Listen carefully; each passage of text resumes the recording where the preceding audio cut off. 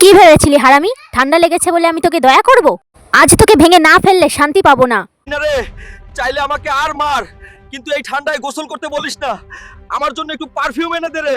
শুনে রাখ হারামি, আজ যদি তুই গোসল না করিস তাহলে আমি বাবার বাড়ি চলে যাবো রে। না, তুই চলে যা রে।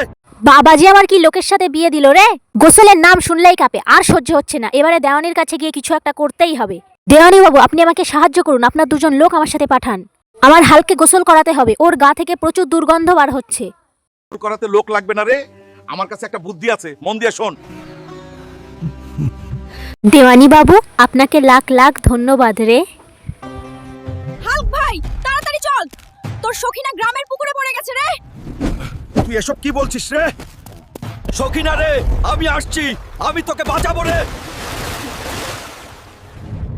কিরে আমার হাল্ক, কেমন তোকে আমি নাইয়ে দিলাম। এবার সবাই দেখ আমার হাল্কের পাওয়ার। তাড়াতাড়ি লাইক দে, কমেন্ট করে।